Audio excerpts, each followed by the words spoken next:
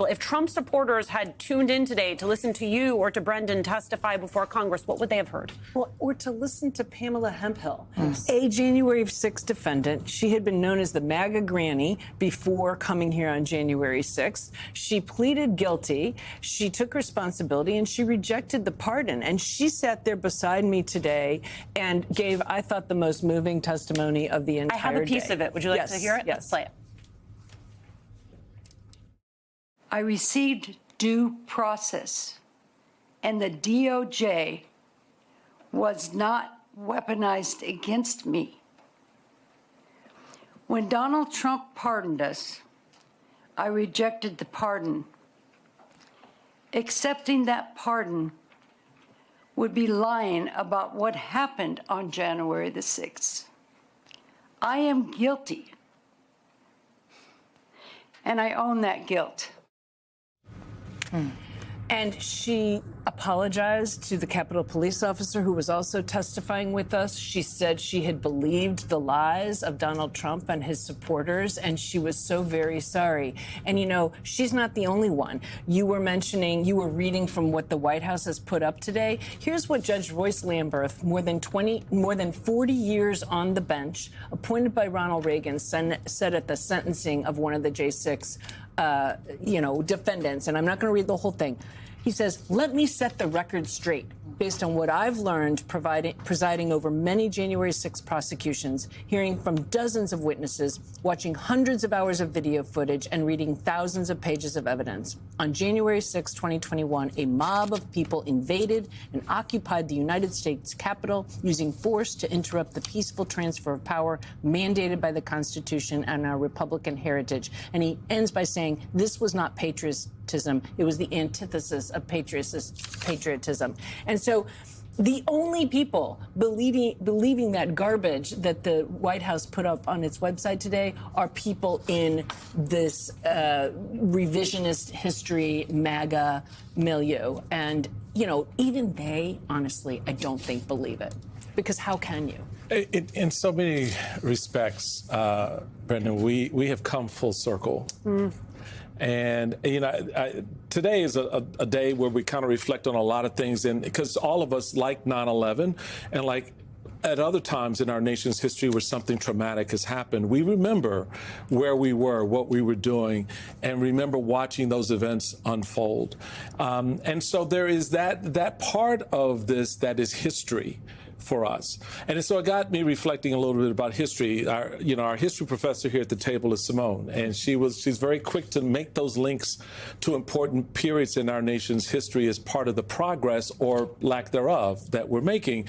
And for me, that circle completion was after the Civil War. Yeah, talk about it, Michael Steele. After the Civil War, what happened?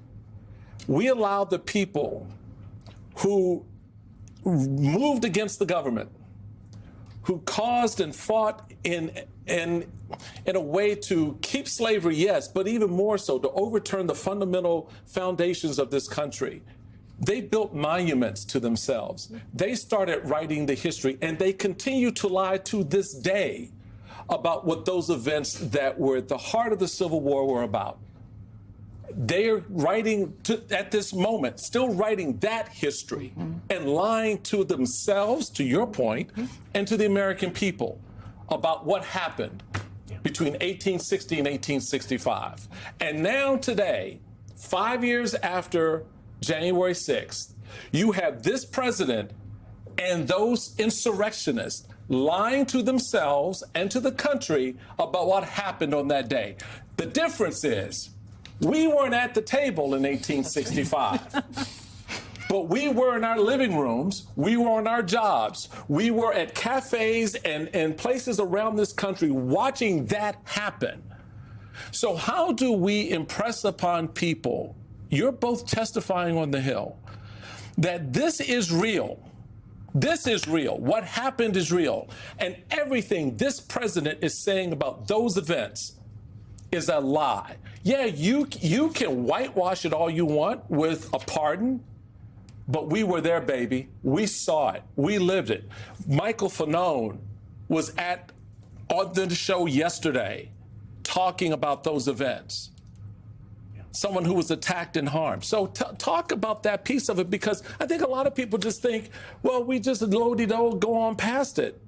Yeah. Well, for some people, they literally can't get past it. I was talking earlier this morning about officers that I had talked to, in the course of prosecuting these January 6 cases. If you ever talk with a police officer, overwhelmingly, they're pretty stoic, sort of masculine people. The number of officers that I talked to that broke down crying, describing this day, and this is years after the fact. I mean, these people live with this. It's still with them. It's still inside of them. So for a whole bunch of people, January 6th it's not the past, it's the present. But I think you're right. For the folks that this seems very distant from, for the folks who aren't in D.C., who don't work in government, for whom this seems like a very abstract thing, I think it's important to understand January 6th is part of a much larger story, a story about how this president and this administration is trying to make the law apply only to certain people. If you are loyal to the president and willing to enact violence in his name, you get a pardon. If you are a white-collar criminal and donate $1 million to the Trump inaugural committee, you will get your criminal prosecution dropped. It is a fundamental rewriting of what the rule of law is in America. And in that way, it's very similar to the attempt to rewrite the history of Reconstruction. That took 150 years for us to get to the truth about what, Abraham Lincoln and, folks following him were trying to accomplish. I hope it doesn't take 150 years to do this. Fortunately, we've got cable and the internet, so maybe it's going to be a little easier. Maybe it'll be a little easier, but maybe not. I mean, I didn't get a chance to talk to the chairman earlier today, but I heard he had some historical parallels on our call earlier today. And one could argue it is literally insane. After the Civil War, the great leniency is what folks talk about it as in historical context. Because after Lincoln was assassinated, lots of people got pardons.